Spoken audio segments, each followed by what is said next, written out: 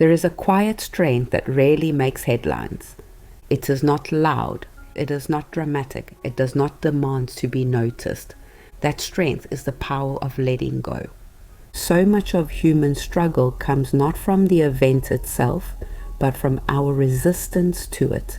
A delay becomes unbearable, not because time is cruel, but because we keep staring at the clock. A wound deepens not because healing is impossible, but because we keep reopening it in our minds. To be unbothered is not to stop caring. It is to stop leaking your care into places that cannot return it. There is a sacred difference between engagement and entanglement. Engagement is when you give your presence where it is received, when your energy waters what can grow. Entanglement is when you call your energy around something that cannot or will not shift, and in doing so, you shrink yourself. Acceptance is the knife that cuts the cord of entanglement. Trust is the hand that sets you free. When you practice acceptance, you are not giving up. You are simply saying, this moment is what it is. And when you lean into trust, you are saying, this moment is not the end. There is no peace deeper than this. To walk through life unbothered by what you cannot control, yet deeply awake to what you can. This is the invitation of this work. Not indifference, not apathy, but a freedom that comes from seeing clearly your energy is sacred. And what you pour it into determines the shape of your days. Chapter 1. Acceptance is not defeat. For many, the word acceptance feels like surrender. It tastes like loss. It sounds like defeat. But true acceptance is none of these things. Acceptance is wisdom wearing silence as its robe. It is the deep recognition that the world will not always bend to your will, but you still remain whole, even when it doesn't. When a river meets a rock, it does not thrash against it in anger. It does not try to push it out of the way. It flows around it. Over time, that gentle flowing shapes even the hardest stone, not through resistance but through patience. This is acceptance, a quiet force that transforms without needing to control. To accept is to pause and breathe when a door closes, instead of exhausting yourself trying to pound it open. It is to acknowledge reality without attaching yourself to it as a permanent sentence. Acceptance says, this is where I am, but this is not where I must remain. Consider how much energy is lost in the small resistances of daily life. The train that is late, the task that takes longer than expected, the person who does not show up in the way you wanted. These moments chip at us, not because they are unbearable, but because we treat them as battles to win rather than realities to accept. Imagine for a moment if you met these delays with openness instead of tension. The late train becomes 10 extra minutes of breathing space. The longer task becomes a chance to slow your pace. The absent person becomes a mirror showing you where you lean too heavily on their presence. Acceptance does not mean you stop dreaming, stop striving, or stop desiring. It simply means you stop bleeding energy into what cannot be altered in this instant. And in that pause, something miraculous happens. Space opens, peace slips in, clarity returns. Those who fear acceptance often say, if I accept this, nothing will change. But here is the truth. It is only from acceptance that true change can begin. A clenched fist cannot receive. A clenched mind cannot see. A clenched heart cannot heal. When you unclench, when you accept, you make room. Room for solutions to appear. Room for perspective to shift. Room for life to surprise you in ways control never could. So let us be clear. Acceptance is not defeat. It is the opposite of defeat. It is the refusal to be dragged into battles that drain you of life. It is choosing to conserve your strength for the paths that matter.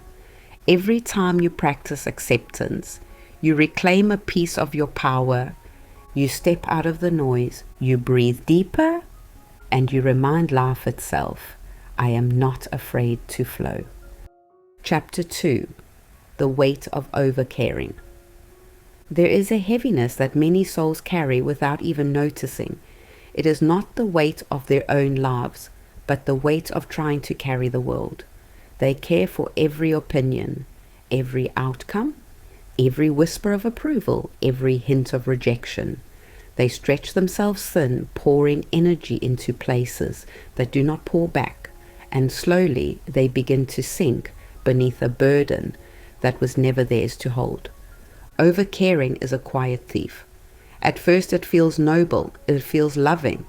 You think, I am being compassionate, I am being responsible, I am being good, but love that drains you until you're empty is not love. It is leakage. Responsibility that erodes your own soul is not responsibility, it is self-abandonment. There is a garden within every life. In this garden are the things that are yours to tend. Your health, your gifts, your peace, your relationships with those who honor you. These are the plants that flourish when you water them. But overcaring sends you to every other garden but your own. You pour your energy into soil that is not yours, into plants that are not yours, into roots that will not sustain you. And then you wonder why your own garden is wilting. Consider this. When you overcare, you confuse attention with alignment. You think that by obsessing over a matter, replaying the argument, reanalyzing the rejection, rechecking the outcome, you are somehow moving it forward. But attention without alignment is wasted energy. It is like staring at a seed in the soil and expecting it to sprout faster because you are watching. The truth is simple. Some things cannot be forced by care. The plant will sprout when it is ready. The season will shift when it is time. The heart of another person will open only when they choose. Overcaring convinces you that if you just pour in more energy, you can make things move. But often, the more you pour, the more stuck they become. Overcaring also turns compassion into control. You say to yourself, I just want the best for them. But beneath that desire, resistance often hides. You do not only want the best, you want the timing, the outcome, the behavior to bend to your vision of best. You confuse love with management, and in the process, you exhaust yourself trying to orchestrate a life that was never yours to direct. Notice how overcaring shows up in your own body. The tension in your shoulders when someone is upset with you. The knot in your stomach when someone you love makes a choice you disagree with. The sleepless nights when you replay conversations in your head, trying to edit words that have already been spoken. This is not compassion. This is captivity. You are being held hostage by the illusion that your overcaring can rewrite what has already been written. There is a line between empathy and entanglement. Empathy says, I feel with you. I stand beside you. I honor your journey. Entanglement says, I must fix you. I must carry you. I must ensure your outcome. One empowers. The other depletes. One leaves you standing firm in your own center. The other drags you into storms that are not yours to calm. And perhaps the heaviest weight of overcaring is this. It makes you forget yourself. You become so consumed with the outcomes of others or with the timing of what is not yet ripe that you abandon your own becoming. Your dreams gather dust while you polish someone else's. Your needs go unmet while you attend to those who never return the care. Slowly you forget that you too are a garden that needs tending. But here is the truth that begins to set you free. Caring deeply does not require caring endlessly. Love does not require exhaustion. Empathy does not require erasure. You can hold compassion in your heart without holding every burden on your back. To release overcaring is not to become cold. It is to become clear. It is to say, I will give where my giving brings life. I will care where my care bears fruit. But I will not scatter my energy on ground that does not nourish me in return. Ask yourself gently, where am I leaking care? Where am I giving energy to outcomes I cannot control? Where am I exhausting myself in the name of love, when in truth I am only abandoning myself? Release does not mean you stop loving. It means you love wisely. It means you recognize the sacredness of your energy. It means you tend your own garden so that you have something real to share rather than giving away your last drops and calling it virtue. And when you begin to let go of over-caring, something remarkable happens. The heaviness lifts. Your shoulders loosen. Your nights grow quieter. Your garden begins to bloom again. And you realize that life is not asking you to carry everything. Life is only asking you to tend what is yours, and to trust that what is not yours will find its own way. This is the unspoken power of being unbothered. Not indifference, not coldness, but a clarity that frees you to care where it matters and release where it does not. Chapter 3. Trusting the process. Trust is one of the most radical acts a soul can choose. In a world that teaches constant striving, constant pushing, constant control, to lean back and say, I trust the process feels almost rebellious. Yet it is this trust that carries you further than force ever could. Trust is not blind hope. It is not pretending that pain is not real, or that circumstances are always easy. Trust is the deep knowing that life unfolds in patterns larger than your present moment, and that what is meant for you does not need to be chased. It will meet you in its time. Look at the rhythm of the seasons. Spring does not come because winter forces it out. It comes because the earth turns, the light shifts, the cycle moves. No matter how cold or endless winter feels, spring has never failed to return. This is process. This is trust. When you trust the process, you are no longer obsessed with outcomes. You plant the seed, you water the soil, you tend what is yours. But you do not dig into the earth each day demanding proof.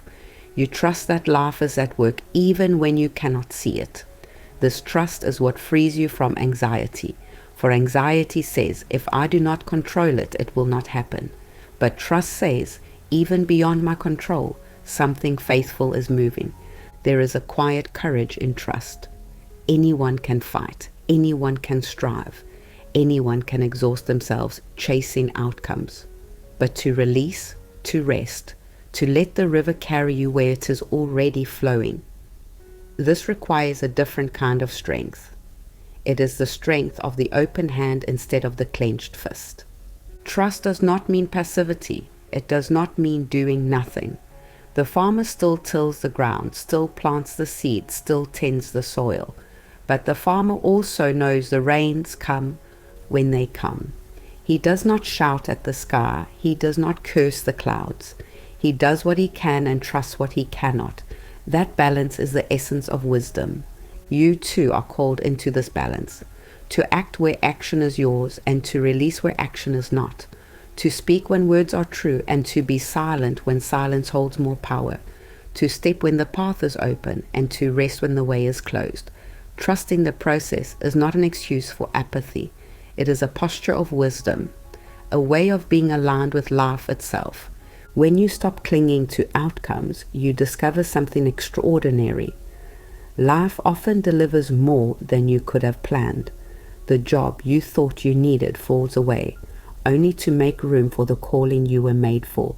The relationship that crumbled teaches you to see your worth more clearly. The delay you cursed becomes the pause that protected you from walking into harm. Looking back, you see the threads woven and you whisper to yourself, it was always working for me. But trust is hardest in the moment when you cannot yet see the pattern. It is easy to trust once the story is complete, once hindsight makes everything clear. The real practice of trust is in the waiting, in the unknowing, in the silence where nothing seems to move. That is where trust is tested, and that is where trust is most transformative. Trust is not about forcing yourself to feel certain. It is about choosing to rest even in uncertainty.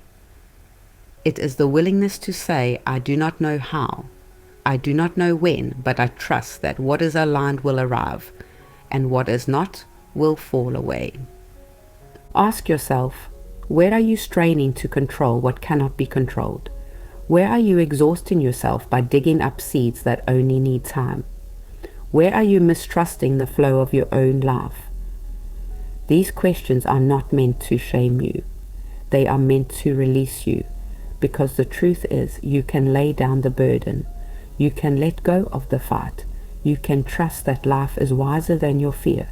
Trust does not guarantee ease, but it does guarantee peace. It softens your steps. It clears your mind. It anchors your heart. And when you live from that posture, resistance loses its grip, for resistance thrives in fear. But trust dissolves fear. Resistance thrives in control, but trust releases control.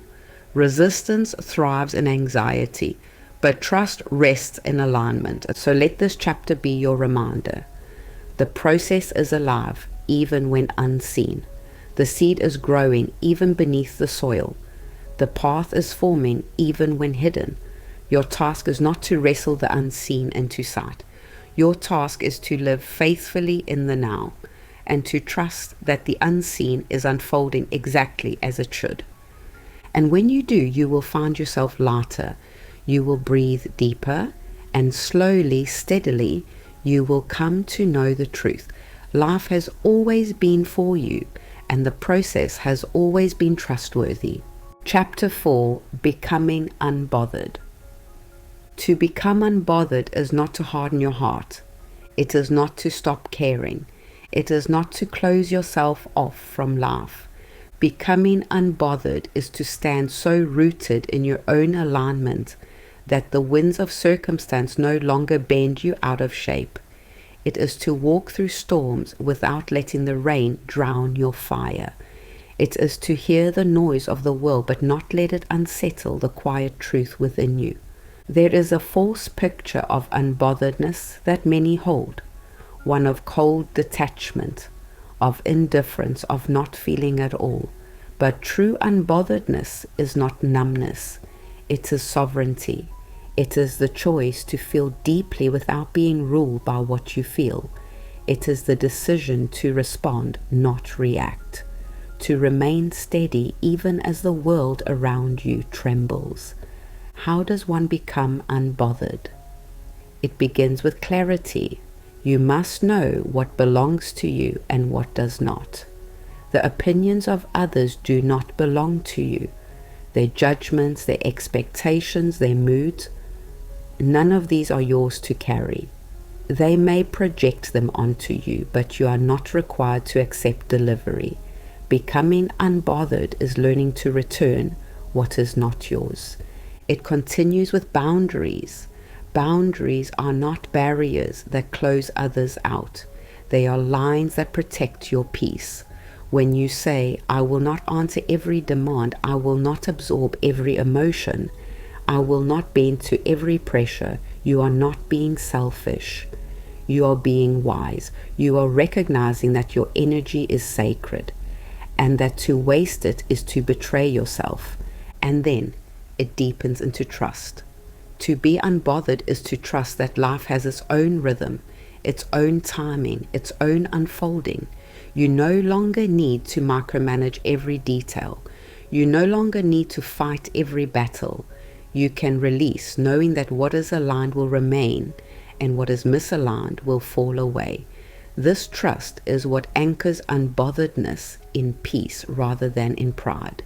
But becoming unbothered also requires courage. There will be moments when others misunderstand you. They will call your stillness apathy. They will call your silence weakness. They will call your refusal to react indifference. But you will know the truth. You will know that silence can be strength, that stillness can be power, that walking away can be the loudest declaration of all. Consider the times in your life when you were most disturbed, most shaken, most restless. How much of that came not from the event itself, but from your entanglement with it? The endless replaying, the over-caring, the striving to control.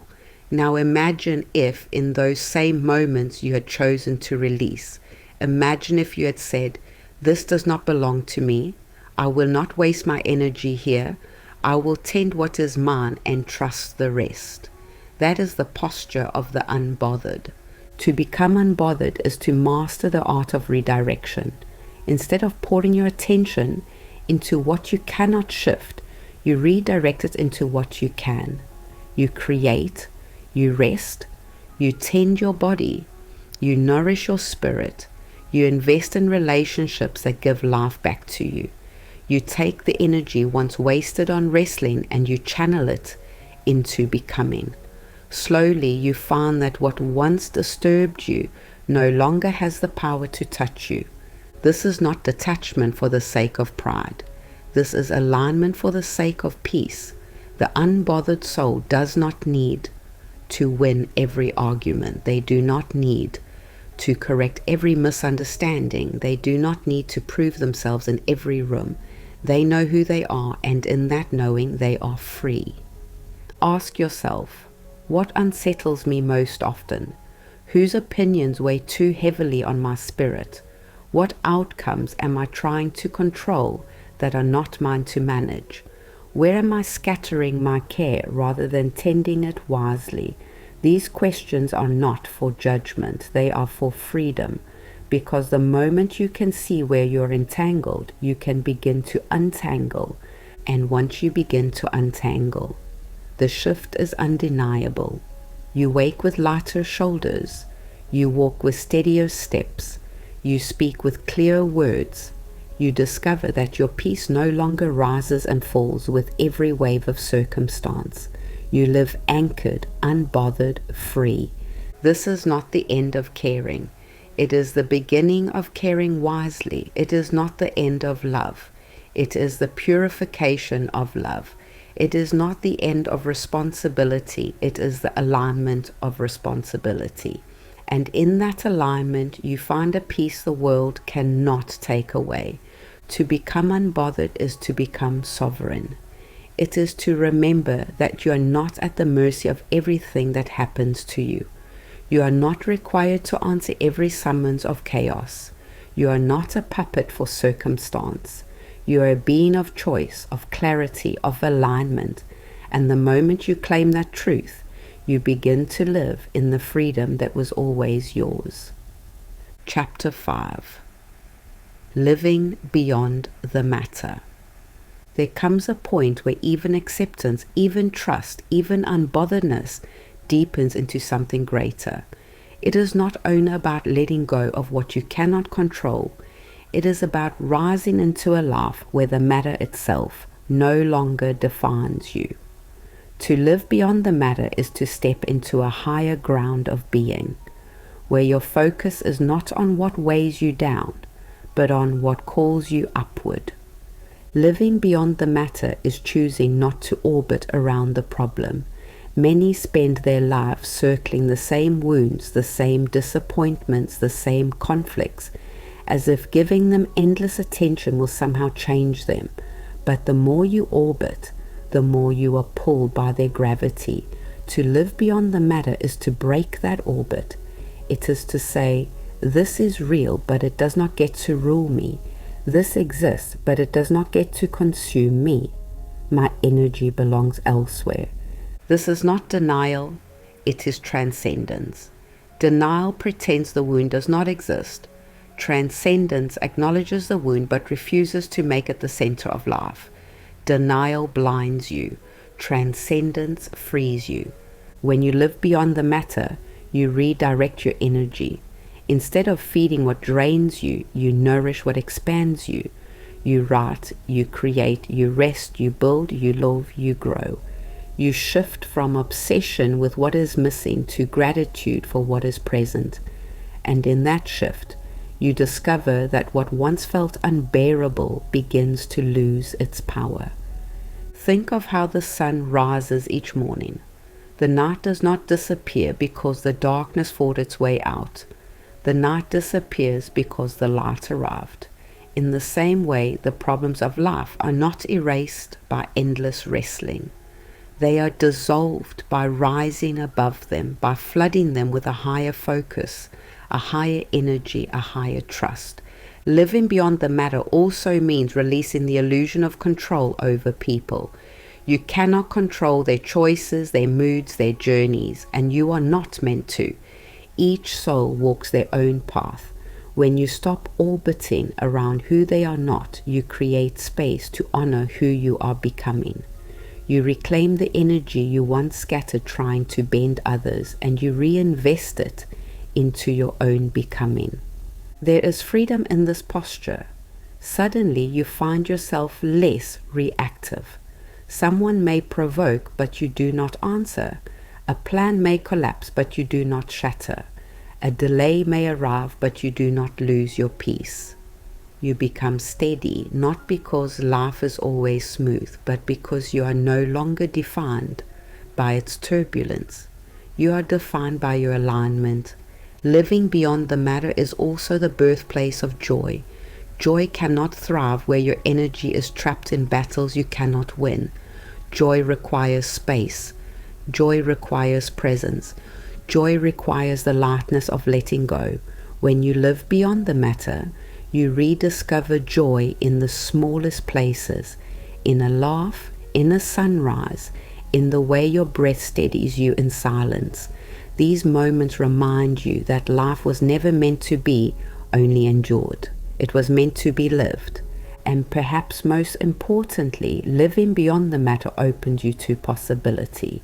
When your eyes are no longer locked on the problem, you can finally see the door that was waiting beside it all along. Resistance hides doors. Obsession hides solutions. But release clears the view. How many answers have been waiting for you just beyond the weight of your fixation? How many opportunities have been hidden behind the curtain of your over-caring? When you live beyond the matter, the curtains fall and the doors open. This is not theory. You have already tasted it.